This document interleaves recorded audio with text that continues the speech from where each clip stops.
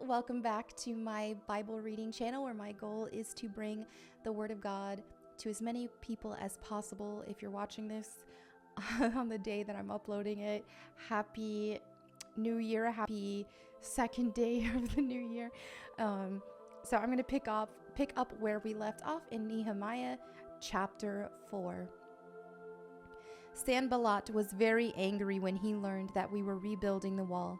He flew into a rage and mocked the Jews, saying in front of his friends and the Samaritan army officers, "What does this bunch of poor, feeble Jews think they're doing? Do they think they can build the wall in a single day by just offering a few sacrifices? Do they actually think they can make something of stones from a rubbish heap, and charred ones at that?"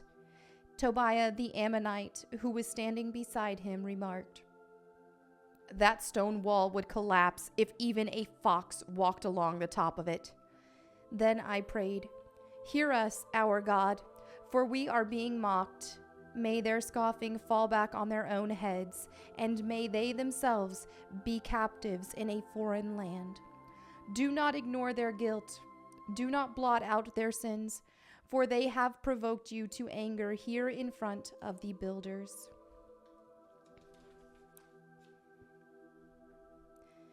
At last, the wall was completed to half its height around the entire city, for the people had worked with enthusiasm.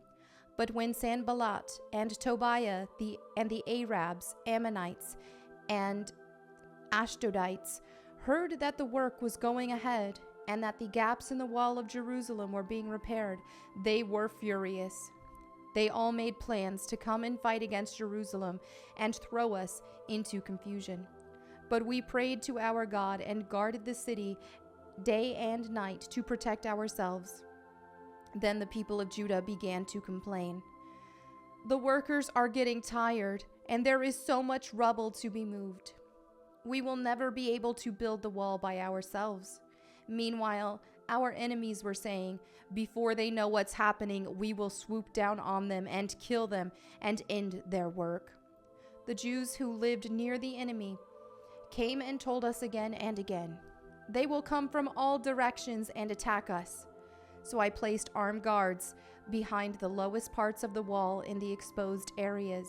I stationed the people to stand guard by families, armed with swords, spears, and bows. Then, as I looked over the situation, I called together the nobles and the rest of the people and said to them, "Don't be afraid of the enemy. Remember the Lord, who is great and glorious, and fight for your brothers, your sons, your daughters, your wives, and your homes." When our enemies heard that we knew of their plans and that God had frustrated them, we all returned to our work on the wall. But from then on, only half my men worked, while the other half stood guard with spears, shields, bows, and coats of mail. The leaders stationed themselves behind the people of Judah, who were building the wall. The laborers carried on their work, with one hand supporting their load and one hand holding a weapon. All the builders had a sword belted to their side. The trumpeters stayed with me to sound the alarm. Then I explained to the nobles and officials and all the people, "The work is very spread out, and we are widely separated from each other along the wall. When you hear the blast of the trumpet, rush to wherever it is sounding. Then our God will fight for us." We worked early and late, from sunrise to sunset, and half the men were always on guard. I also told everyone living outside the walls to stay in Jerusalem. That way, they and their servants could help with guard duty at night and work during the day. During this time, none of us, not I, nor my relatives, nor my servants, nor the guards who were with me, ever took off our clothes. We carried our weapons with us at all times, even when we went for water.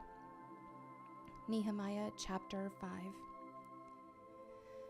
About this time, some of the men and their wives raised a cry of protest against their fellow Jews. They were saying, "We have such large families, we need more food to survive." Others said, "We have mortgaged our fields, vineyards, and homes to get food during the famine."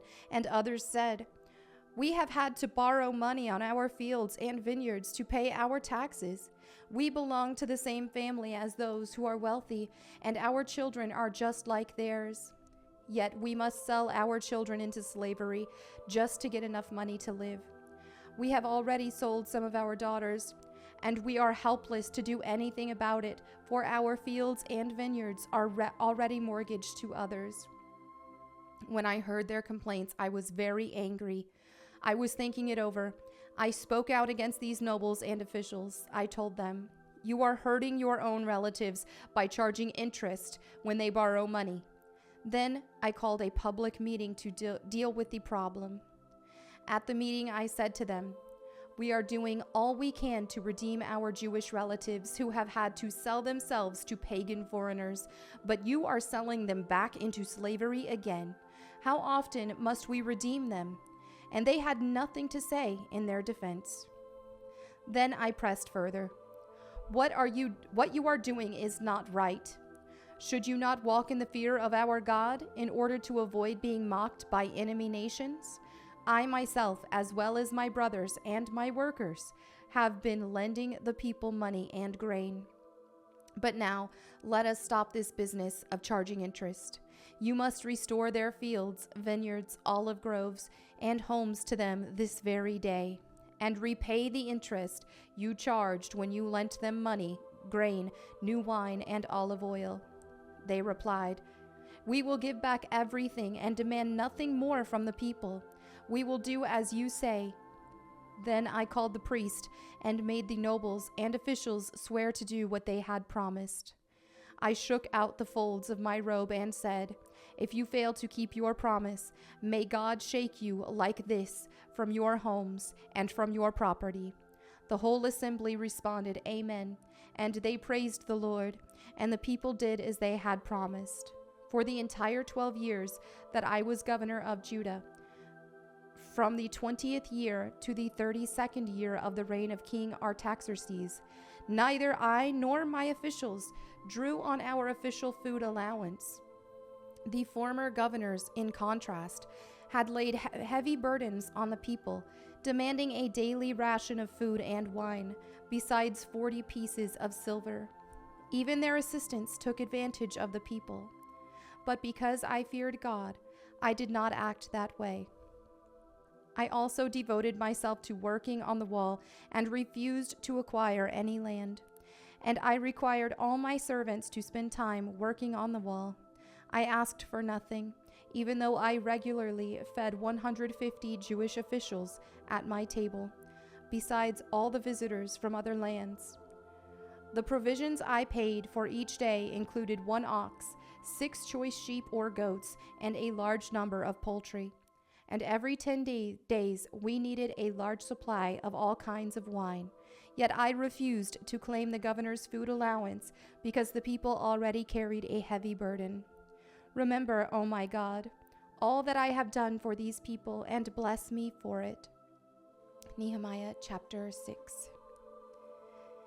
Sanballat, Tobiah, Geshem the Arab, and the rest of our enemies found out that I had finished rebuilding the wall, and that no gaps remained, though we had not yet set up the doors in the gates. So Sanballat and Geshem sent a message asking me to meet them at one of the villages in the plain of Ono. But I realized they were plotting to harm me, so I replied by sending this message to them: "I am engaged in a great work, so I can't come. Why should I stop working to come and meet with you?" 4 times they sent the same message, and each time I gave the same reply. The 5th time, Sanballat's servant came with an open letter in his hand, and this is what it said: "There is a rumor among the surrounding nations, and Geshem tells me it is true, that you and the Jews are planning to rebel, and that is why you are building the wall. According to his reports, you plan to be their king. He also reports that you have appointed prophets in Jerusalem to proclaim about you, 'Look, there is a king in Judah.' You can be very sure that this report will get back to the king, so I suggest that you come and talk it over with me." I replied, There is no truth in any part of your story. You are making up the whole thing. They were just trying to intimidate us, imagining that they could discourage us and stop the work. So I continued the work with even greater determination. Later, I went to visit Shemaiah, son of Deliah, and grandson of Mehetabel, who was confined to his home. He said, "Let us meet together inside the temple of God and bolt the doors shut. Your enemies are coming to kill you tonight." But I replied, "Should someone in my position run from danger? Should someone in my position enter the temple to save his life? No, I won't do it." I realized that God had not spoken to him, but that he had uttered this prophecy against me because Tobiah and Sanballat had hired him. They were hoping to intimidate me and make me sin. Then they would be able to accuse and discredit me.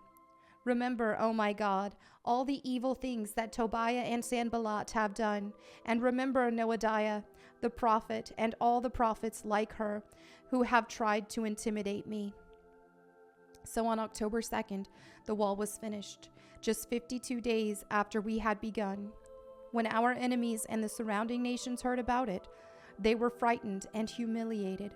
They realized this work had been done with the help of our God.